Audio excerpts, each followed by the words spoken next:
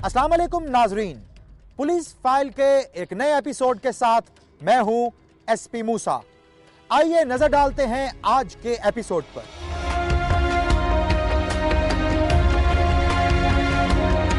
आज की police file में शामिल है शौहर के साथ जाऊंगी या मरी सूरत दिखाऊंगी। टोबा टेक सिंह के थाना पीर महल का मुकदमा नंबर 518/11।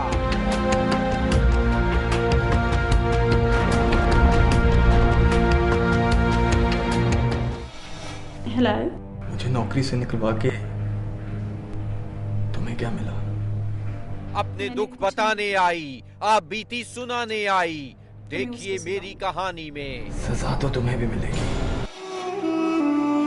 पुलिस फाइल टीम की तशवीश, कौन से मुकदमे हैं जेरे तफ्तीश।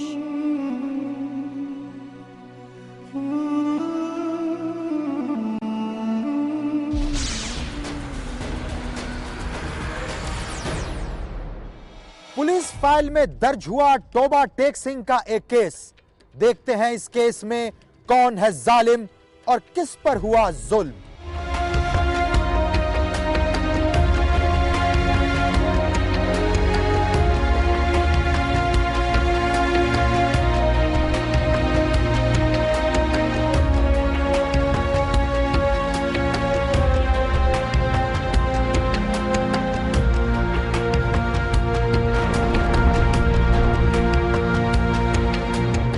पीर महल का नवाही चक 700/42 गाफ में वाक़े है, शोरकोट कैंट के साथ ही। ये है पीर महल की यूनियन काउंसिल नंबर 75 का देही इलाका।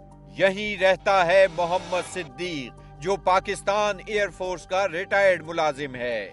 उसकी रिटायरमेंट को हो चुके 7 साल। सिद्दीक के हैं 3 बेटे, सईद, साजिद और उस्मान। सईद और साजिद बटा रहे थे हाथ बाप का, घर का खर्च चलाने में और जिंदगी को बेहतर बनाने में। सईद था बिस्किट बनाने का माहिर, साजिद मोटरसाइकिल मैकेनिक था। दोनों भाई चले गए थे रावलपिंडी और उन्हें मिल गई थी मुलाजमतें अच्छी।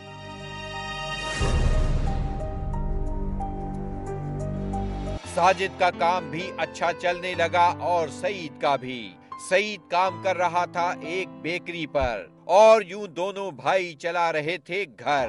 दोनों घर के खर्चे के लिए पैसे जमा कर रखते थे। 2-3 महीने बाद वो घर आते और पैसे लाते, माँ बाप से दुआएं लेते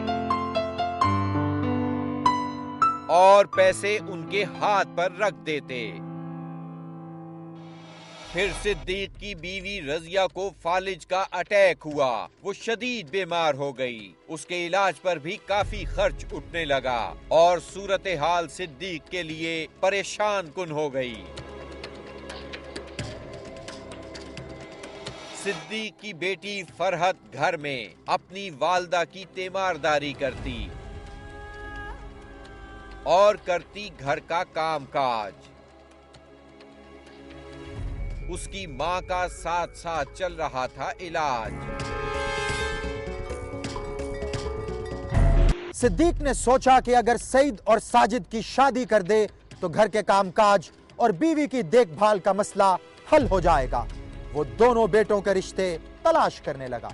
सिद्दीक ने अपनी बीवी के करीबी अजीज को बेटों के रिश्तों की तलाश के लिए कहा। उन्होंने पीर महल के नवाही चक 672/13 गाफ बे में मोहम्मद जावेद और परवेज की 2 बहनों को सिद्दीक के दोनों बेटों के लिए पसंद किया।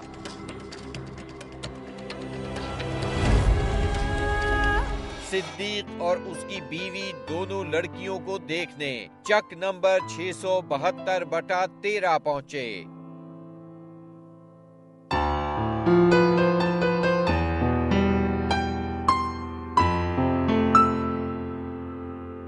लड़कियों के बड़े भाई जावेद ने कहा कि वो करता है मेहनत मजदूरी और बाप बनकर उसने की हैं दोनों बहनों की जरूरियात पूरी। वालदैन बचपन में ही मर गए और दोनों बहनों की कफालत उसके जिम्मे कर गए। अब इनकी शादी सईद और साजिद से हो जाए तो एक फर्ज अदा हो जाए।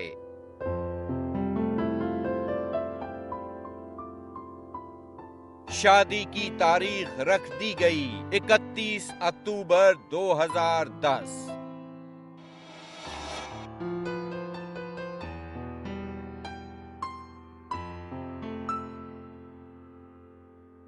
सईद और साजिद की शादी हो गई बड़ी धूमधाम से। चंद दिन बाद ही दोनों भाइयों ने अपनी बीवियों से इजाजत ली रावलपिंडी जाने के लिए और कुछ कमाकर लाने के लिए। दोनों घर से चले गए। सईद की बीवी खुर्शीद और साजिद की बीवी आसमा अपनी नंद फरहत के साथ सास रजिया बीबी की खिदमत में लगी रहती।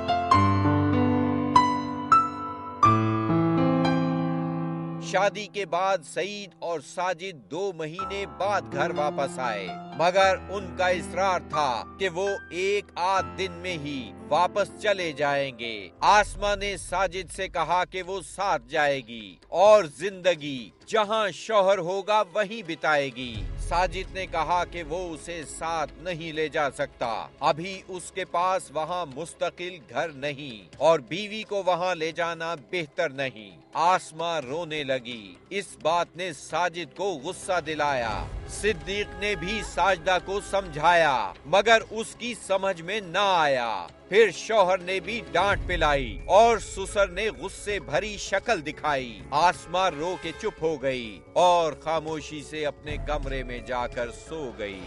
मुझे तकरीबन 2-3 माह से वो यही बात कह रहे थे बार बार, मेरी वाइफ जो है, कि मुझे इस्लामाबाद ले जा अपने पास।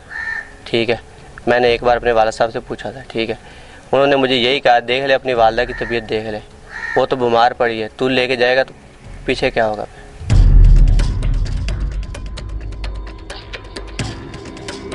घर में आसमा और खुर्शीद की नंद के अलावा उनका देवर उस्मान भी रहता था और सास रजिया बीबी भी।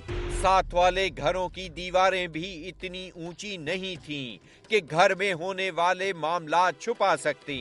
पड़ोसी एक दूसरे की नक्लो हरकत को देख सकते थे।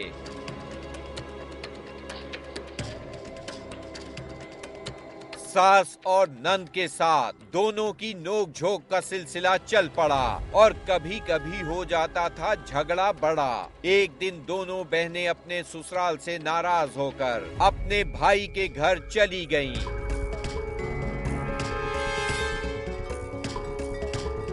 भाई ने उनकी बात सुनी और उल्टा अपनी बहनों से कहा कि तुम ससुराल वालों से लड़ झगड़ कर हमारे पास आई तो तुम्हारी टांगे तोड़ देंगे।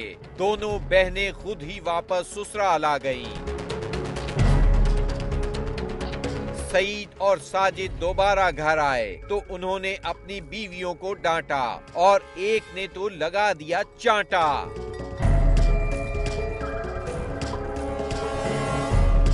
आसमा ने कहा अपने शौहर साजिद से कि वो अब तो हर कीमत पर उसके साथ जाएगी। साजिद ने कहा ऐसा नहीं हो सकता।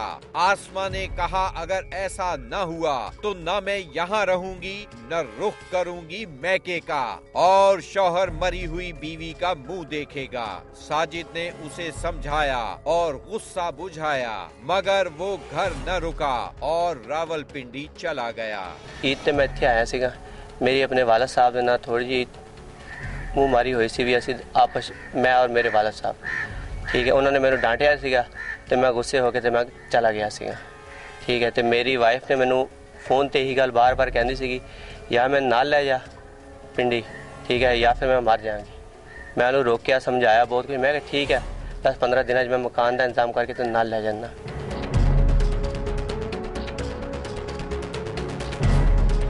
24 नवंबर 2011 की शाम घर में मोहम्मद सिद्दीक, फरहत, उस्मान और रजिया बीबी मौजूद थे। दोनों बहुएं अपने कमरे में थीं। सिद्दीक बुखार में मुब्तला होकर चारपाई पर लेटा हुआ था। थोड़ी देर बाद वो दवा लेने के लिए डॉक्टर के पास चला गया। फरहत अपने भाई उस्मान के साथ घर के एक कमरे में गांव के बच्चों को ट्यूशन पढ़ा रही थी कि अचानक बिजली बंद हो गई।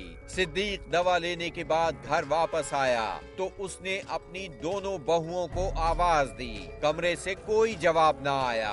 उसने थोड़ी देर इंतजार किया और फिर आवाज दी, मगर दोनों बहुओं में से न कोई बाहर आई न अपनी आवाज सुनाई। चंद मिनट बाद सिद्दीक ने उनके कमरे का दरवाजा खोला। उसके सामने दिल दहला देने वाला मंजर था। साजिदा और खुर्शीद खून में लथपथ पड़ी थी और खून में भीगी छुरी भी उनके पास ही पड़ी थी।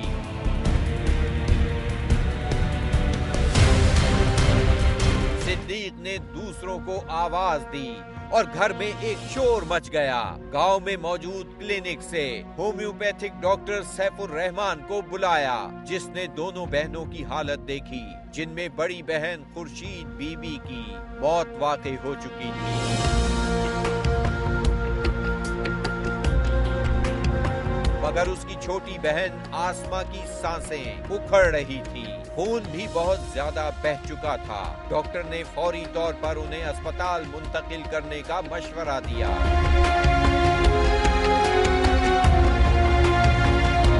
लड़का उनका मुझे बुलाने आया। जब मैं उनके घर गया तो एक लड़की एक तरफ लेटी हुई थी जो खत्म थी, उसकी ब्लीडिंग भी बिल्कुल बंद थी। दूसरी लड़की जो सिसक रही थी, सांसें ले रही थी और हिल रही थी। मैंने उनको बोला कि एक खत्म हो गई, दूसरी को आप बाजार ले जाएं। तो उन्होंने वो गाड़ी का इंतजाम किया, गाड़ी वाले को फ़ोन किया, वो आई, वो लेके चले गए।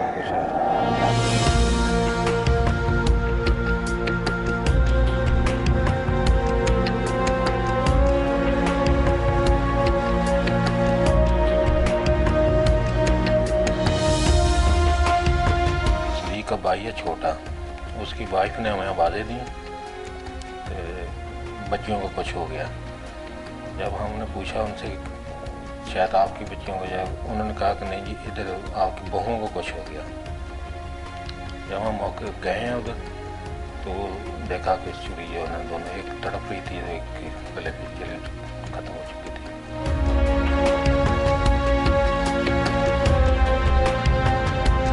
तोबा टेक सिंह से आए इस केस में आगे क्या हुआ, यह हम आपको बताएंगे, मगर एक ब्रेक के बाद। ब्रेक के बाद देखिए आसमा और खुर्शीद का कातिल कौन।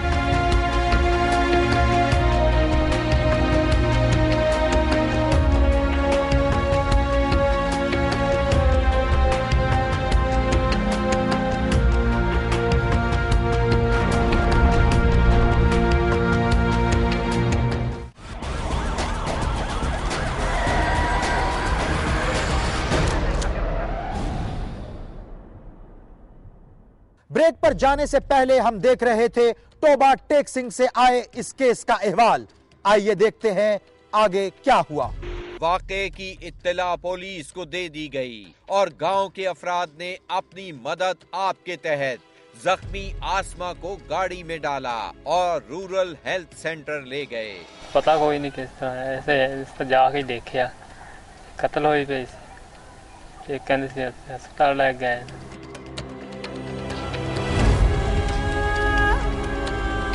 आसमा की हालत बहुत बुरी थी, उसकी शहरक कट चुकी थी और वो बोल भी नहीं सकती थी।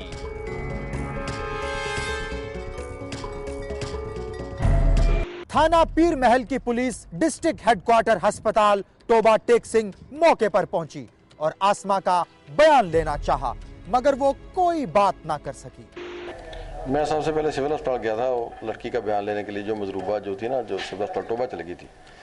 तो वहाँ पर मैंने जाकर उसका पता किया। लेडी डॉक्टर जो है ना सदीका अवैस, उससे मिला हूँ और मैंने एक एप्लीकेशन उसको दी गया कि ये जो मजरूबा है ये बयान देने के काबिल है या नहीं। तो उसने लिखा कि he is not fit for statement, बयान देने के काबिल नहीं थी।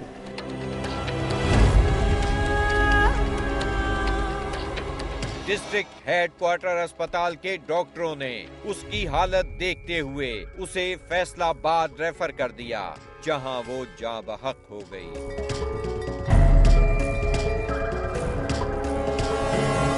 मैं बाहर के जब कमरे में पहुंचा हूं तो देखा है कि एक लड़की बेड के ऊपर बिल्कुल ख़त्म है, उसकी डेड बॉडी पड़ी है, खून से लथपथ है। दूसरी जो सांस ले रही थी उनके पास एक बड़ी सारी छुरी पड़ी हुई थी, जैसे वो बकरा ज़िबा करने के लिए रखी हुई है इन्होंने। तो एक लड़की को हमने गाड़ी में बिठाया, ले गए मकामी हॉस्पिटल में। वहाँ पे उन्होंने कहा कि जी हमारे पास इसका रेंज नहीं है, डिस्ट्रिक्ट हॉस्पिटल में ले जाएं। वहाँ लेके गए, मैं भी वहाँ तक साथ गया हूँ, लेकिन वहाँ से आगे उन्होंने रेफ़र कर दिया अलाइड हॉस्पिटल में। तो उसकी भी वहाँ पे रास्ते में जाते हुए डेथ हो गई है।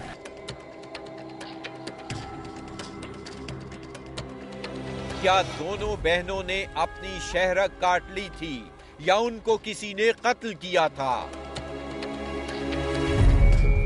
मैंने पता नहीं, जो भी होया कुदरत ने आप किया, जो भी होया मैं तो इन्ना पता। मैं शहरों आया, आके मैं आग मारी, मैं कितने गई हैं, कहने अंदर ही पई, वो अगे भी पै जानी रोज़ शाम कि मैं आके हाक मारी, दरवाजा खोलिया तो देखा तो दोनों ने गले कट्टे पे।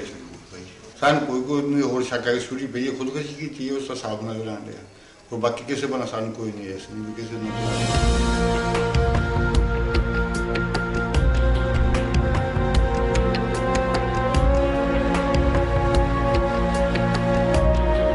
हमारे यहाँ पे सब घर अपने हैं, ठीक है। अगर कोई भी तीसरा आदमी आता तो हमारे घर वालों को नहीं, चलो आसपास वालों को पता चल जाता कोई आता है।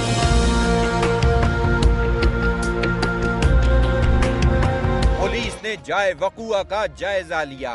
सईद और साजिद भी पहुंच गए घर और उनके साले भी।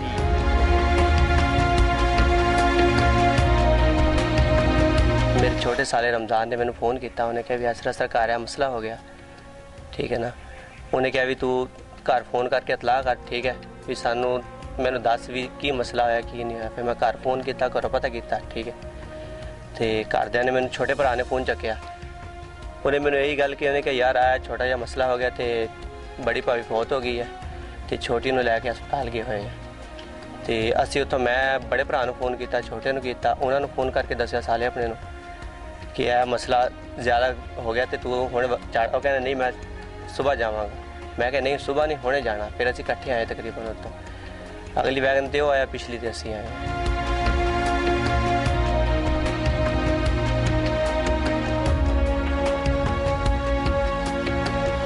सानू टैलीफोन आया भी ऐसा इस तरह हो गया। असी गए, अगे सब कुछ होया पिया सी, ठीक है। जो कुछ देखा कम हो गया सी, ते असी वापस फिर पुलिस के तहत बच्ची ने एक नूं लै आंदा, एक नूं हस्पताल लै गए, उन्होंने वापस उधरों लैके आ गए थाना पीरमार, इत्थे हस्पताल च आ गए। फिर असी पीर महल अस्पताल में हुआ दोनों बहनों का पोस्टमार्टम। पोस्टमार्टम रिपोर्ट में किसी नशा आवर या जहरीली दवा का जिक्र किया ही नहीं गया और ना इस रुख से देखा गया, जो डॉक्टर की संगीन गफलत है।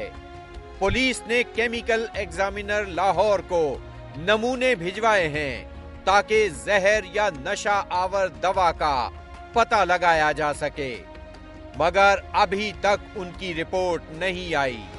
वक्त गुजर चला है 2 महीने से ज्यादा।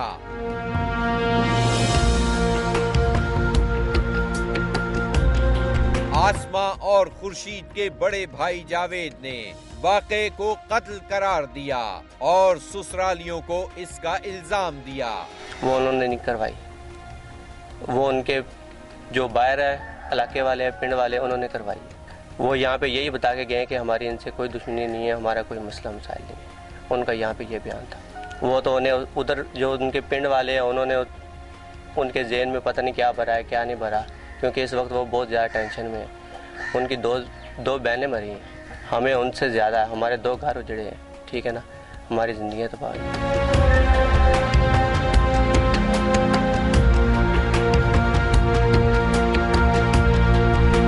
कहने से तो कोई बात नहीं, हम इन्वेस्टिगेशन कर रहे हैं, हक़ाइक़ सामने आएंगे तो आपको अर्ज करेंगे। फिलहाल सरेदस्त हम कुछ नहीं बता सकते कि भी वो कत्ल है या उन्होंने खुदकशी की है, क्योंकि तहकीक अभी हो रही है। अभी तक ये पेशरफ्त हो कि हमने जो मवाद वगैरह है ना वो भेजा है केमिकल एग्जामिनर लेबॉरेटरी लाहौर को। वहाँ पर जो रिपोर्ट आएगी उससे पता चलेगा, जिसमें मैंने लिखा है कि इनको कोई पहले जहर वगैरह तो नहीं दिया गया, कोई नशावर चीज़ तो नहीं गई। वो उनकी लेबॉरेटरी की रिपोर्ट पर आने पर कोई बात सामने आएगी।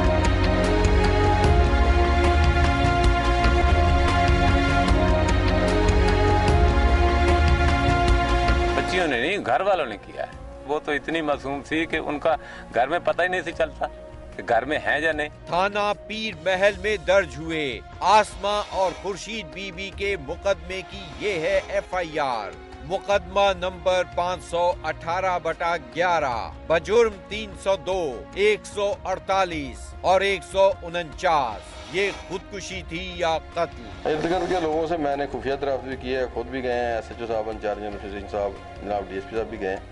लोग जो है ना, जहाँ तक गुज्जर बरादरी के लोग बैठे हैं, वो कोई भी बात किसी को बताने को तैयार नहीं है। वो बरादरी के वैसे समझते हैं कि ये हमारे लिए ना मुकद्दस है, हम एक दूसरे के रिश्तेदार हैं, कोई बात बताने को तैयार नहीं। पुलिस ने नामजद मुल्जिमान को ले लिया हिरासत में और शुरू कर दी तफ्तीश। मुल्जिम सारे गिरफ्तार हैं, कोशिश जारी है सर इंशाल्लाह। क्या दोनों बहनों ने एक दूसरे का गला काटा था, या पहले एक बहन ने दूसरी का गला काटा और फिर अपना? सच क्या था? आसमा की उंगलियां पैदाइशी तौर पर आधी थी। वो छुरी को ठीक तरह पकड़ भी न सकती थी। फिर उसने अपना और बहन का गला कैसे काट डाला? क्या ऐसी उंगलियों से ऐसा मुमकिन था? ਉਹ ਕਹਿੰਦੇ ਨੇ ਜੇ ਉਹਨੇ ਹੱਥ ਛੁਰੀ ਫੜ ਕੇ ਚਲਾਈ ਆ, ਉਸ ਤਰ੍ਹਾਂ ਉਹਦੇ ਤਾਂ ਹੱਥ ਮੇਰੇ ਤਰ੍ਹਾਂ ਪਦੈਸ਼ੀ ਸੀ ਐਸੇ ਕਿ ਉਹ ਕਿੱਦਾਂ ਛੁਰੀ ਪਕੜ ਸਕਦਾ। ਤੁਸੀਂ ਇਹਦੇ ਨਾਲ ਪਕੜ ਸਕਦੇ ਹੋ ਕੋਈ ਚੀਜ਼? ਨਹੀਂ, ਅਸੀਂ ਇਦਾਂ ਘੁੱਟ ਕੇ ਤਾਂ ਨਹੀਂ ਪਕੜ ਸਕਦੇ, ਤਾਂ ਫੁੱਲ ਹੀ ਰਹਿੰਦਾ ਹੈ। ਹਾਂਜੀ, ਇਦਾਂ ਨਹੀਂ ਫੜ ਹੋਈ, ਜਿੱਦਾਂ ਬੰਦਾ ਕਹਿੰਦਾ ਪਕੜ। ਮੁਮਕਿਨ ਨਹੀਂ ਹੈ ਕਿ ਤੁਸੀਂ ਅਗਰ ਕੋਈ ਚੀਜ਼ ਪਕੜ ਕੇ ਦੇ ਇਸਤੇਮਾਲ ਕਰ ਸਕੋ? ਹਾਂਜੀ, ਮੁਮਕਿਨ। बिस्तर पर खून एक ही जगह मौजूद था। क्या इसका मतलब था कि उन्होंने कोई मज़ाहमत नहीं की? अगर उन्होंने खुदकुशी करनी थी तो जहर ही क्यों ना खा लिया? क्या दोनों को रास्ते से हटाया गया था? अगर वो कत्ल करता तो दोनों को खत्म करके जाता, ठीक है ना? जिसने भी किया, अगर आप हम पे शक करते हैं तो अगर हम कत्ल करते या हमारे वालिद साहब या हमारे भाई कत्ल करते तो उसे लेके अस्पताल क्यों जाते? वो यहाँ से फैसलाबाद तक ले गए, यहाँ से टोपा टैक्सी ले गए, फैसलाबाद ले गए, वो क्यों लेके जाते? अगर वो खुद ही कत्ल करते तो वो लेके उन्हें क्यों जाते यहाँ से? बिस्तर पर खून का एक ही जगह मौजूद होना इस बात को भी तकवीयत देता है कि मौका वारदात पर एक से ज्यादा लोग मौजूद थे जिन्होंने मकतूला आसमा और खुर्शीद के जिस्म को उस वक्त तक पकड़े रखा जब तक उनके बदन से हरकत खत्म नहीं हो गई। मगर पुलिस अपने खौल से बाहर क्यों नहीं आ रही और क्यों केस के दूसरे पहलुओं पर गौर नहीं किया जा रहा? पुलिस फाइल टीम की तफ्तीश में ये भी आया कि आसमा और खुर्शीद की नंद फरहत यास्मीन के मुबैना तौर पर किसी से नाजायज ताल्लुकात थे और उसकी दोनों भाभियों के इल्म में ये बात आ चुकी थी। चुनाचे उन्हें रास्ते से हटाने के लिए खुदकुशी का ड्रामा बनाया गया और दोनों को रास्ते से हटाया गया। आलाए कत्ल के दस्ते पर सिद्दीक की उंगलियों के निशानात मिले, जो सिद्दीक के मुताबिक इसलिए लगे कि उसने कमरे में आने के बाद खून आलू छुरी उठाकर मेज पर रखी थी। जाए वारदात और केस की तफसीलात कहती हैं कि ये खुदकुशी नहीं, कत्ल है।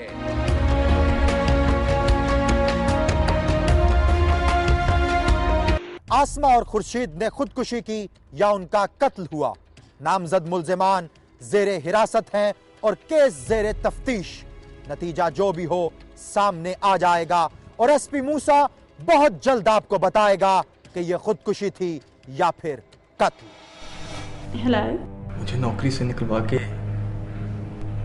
तुम्हें क्या? ब्रेक के बाद देखिए अपने दुख बताने आई, आप बीती सुनाने आई। देखिए मेरी कहानी में सजा तो तुम्हें भी मिलेगी।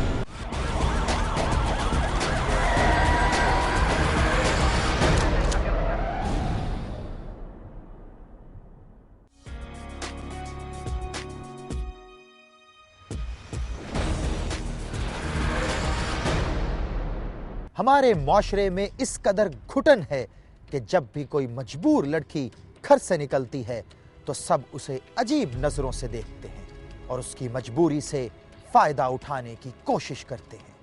एक ऐसी ही मजबूर लड़की है कलसूम।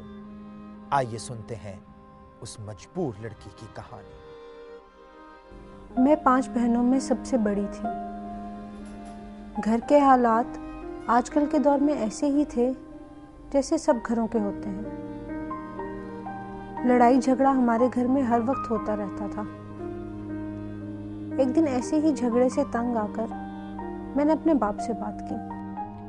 मगर अब्बा, इसमें कोई आर भी तो नहीं है। तू मुझे ना सिखा, बाहर निकलेगी तो बुरी नजरें तो उठेंगी ना। तो जब मैं कॉलेज आया करती थी बुरी नजरें तो तब भी उठती थी। अब मुझसे इतनी ज्यादा बहस ना कर, जा दफा जा यहाँ से।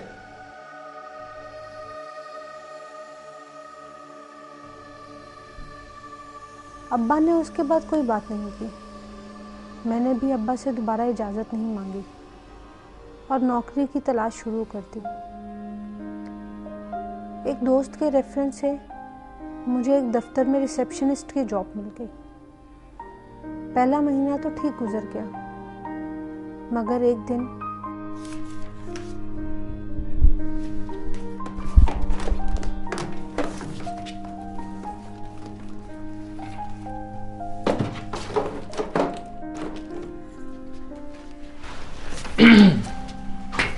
जा रही हैं आप? जी सर। अच्छा, जरा मेरे कमरे में आइए। जी।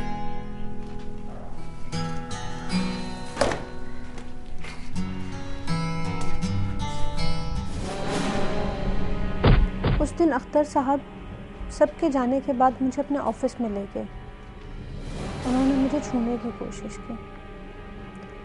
मैंने उनको धक्का दिया और उनका सर मेज से जा लगा और सब फट गया और मैं दफ्तर से निकल गई। उस वाक़ये के बाद मैं काफ़ी डर गई थी। मुझे समझ नहीं आ रही थी कि क्या करूं।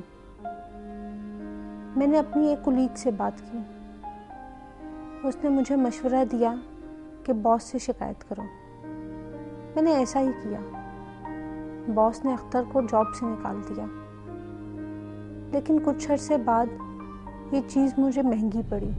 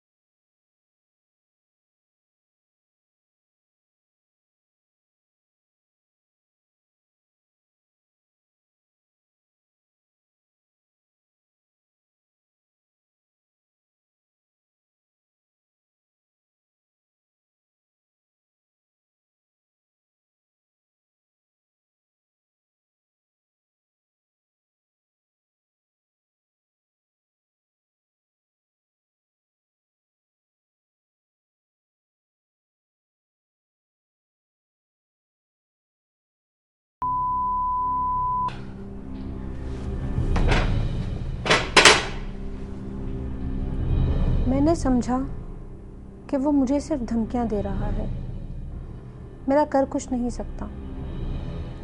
मैंने इस बात को अहमियत नहीं दी। कुछ अरसे के बाद एक दिन घर आ रही थी कि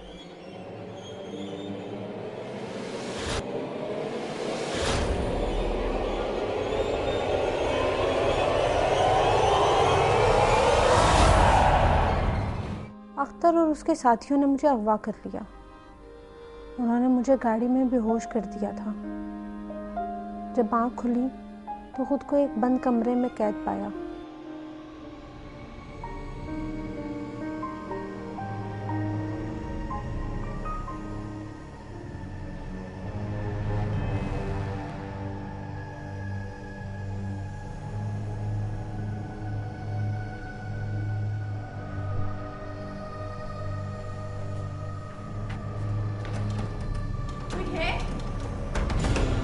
दरवाजा खोलो, प्लीज दरवाजा खोलें।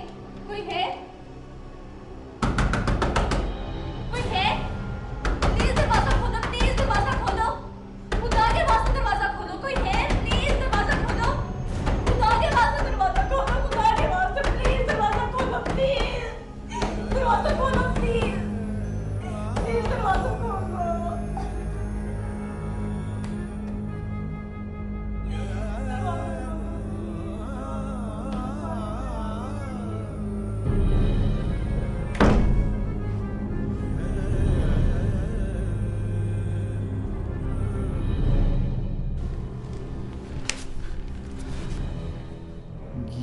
मेरा सर फाड़ने का बदला।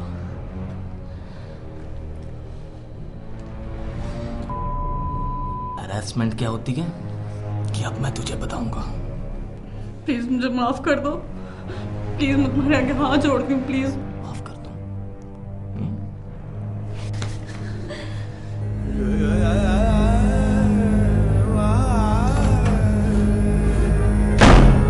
2 दिन उसने मुझ पर तशद्दुद किया और मुझे भूखा प्यासा रखा। 2 दिन तक जब कोई ना आया तो मैं समझी शायद वो लोग चले गए हैं। मैंने दरवाज़ा खोलने की कोशिश की लेकिन दरवाज़ा बंद था। मैंने खोलने की कोशिश की लेकिन कुछ ना हुआ। मैं थक हार कर बैठ गई। 3 दिन बाद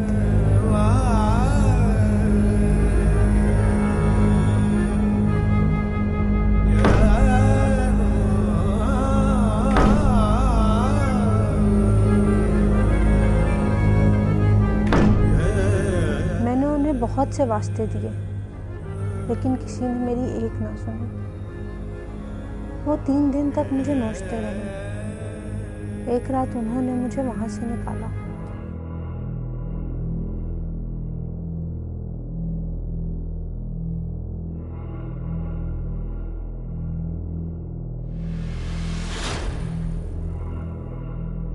हेलो।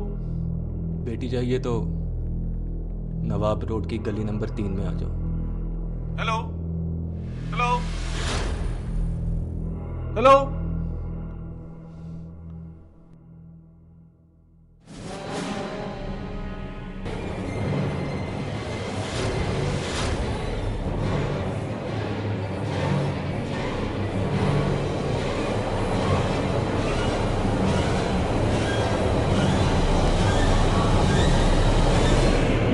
बेहोशी की हालत में एक खाली रोड पर फेंक कर चले गए। मैं 2 दिन अस्पताल में रही। हमने पुलिस में FIR दर्ज करवाई। अब मैं केस लड़ रही हूँ और सोचती हूँ कि मुझे किस जुर्म की सज़ा मिली।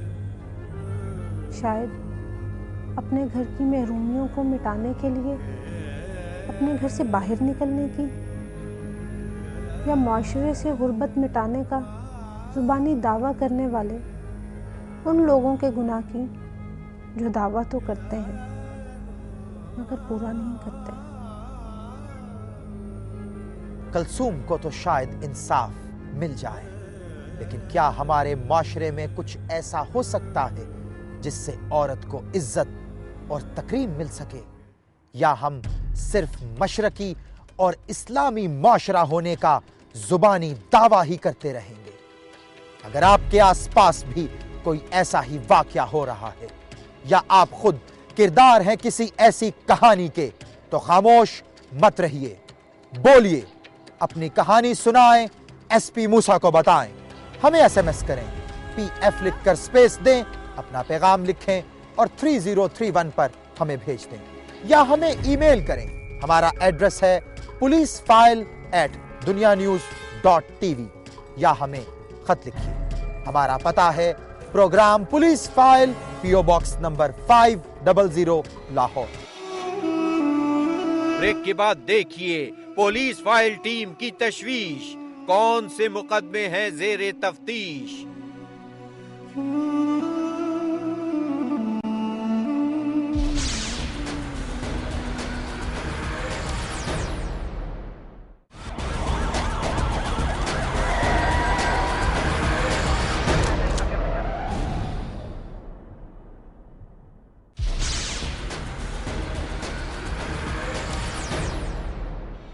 पुलिस फाइल टीम की तशवीश, जैकबाबाद की फजीला सरकी का केस है अभी तक जेरे तफ्तीश। फजीला को इग़वा हुए एक अरसा बीत चुका है मगर वो अभी तक बाजियाब नहीं हुई।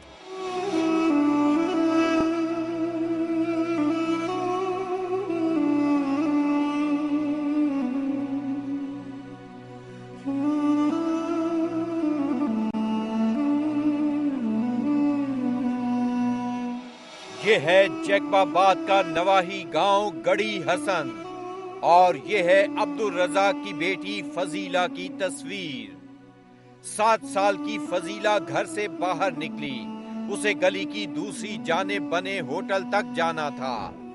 ये है वो होटल जहां मासूम फजीला चाय लेने आई थी, मगर वो घर वापस नहीं पहुंची। फजीला कहां गई?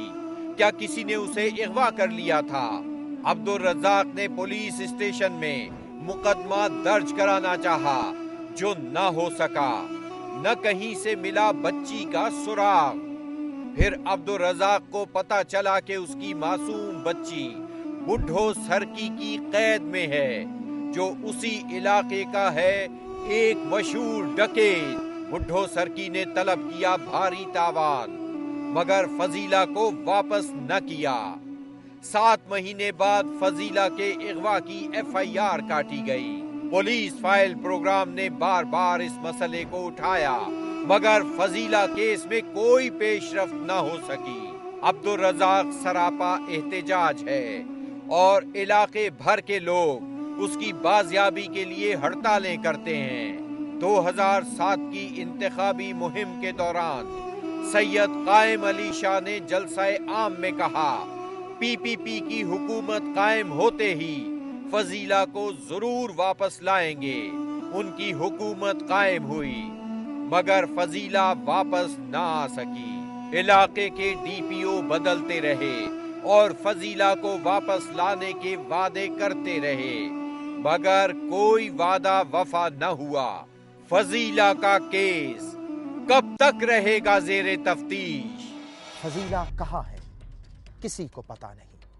उसकी माँ अपनी बेटी के गम में रो रो कर नींद पागल हो चुकी है। फजीला के अगवा का नामजद मुल्जिम बुढ़ो सरकी मर चुका है। उसकी बाजियाबी के दावे झूठे साबित हुए। फजीला का केस अभी तक जेरे तफ्तीश है। क्या मौजूदा DPO फजीला की बाजियाबी का बेड़ा उठाएंगे और एक मजलूम मां को उसकी बेटी से मिलवाएंगे? अगर आपके साथ भी हुई है कोई नाइंसाफी या आप गवाह हैं किसी जुर्म के, तो खामोश मत रहिए, बोलिए, अपनी कहानी सुनाएं, SP मूसा को बताएं। हमें SMS करें, PF लिखकर स्पेस दें, अपना पैगाम लिखें और 3031 पर हमें भेज दें, या हमें ईमेल करें। हमारा एड्रेस है policeFile@dunianews.tv, या हमें खत लिखिए। हमारा पता है programme police file, PO box number 500 Lahore. अपना और अपने इर्द गिर्द रहने वालों का ख्याल रखिएगा। खुश रहिए और महफूज रहिए। आपसे मुलाकात होगी पुलिस फाइल के अगले एपिसोड में। तब तक के लिए SP मूसा और उसकी इन्वेस्टिगेशन टीम को इजाजत दीजिए। खुदा हाफिज।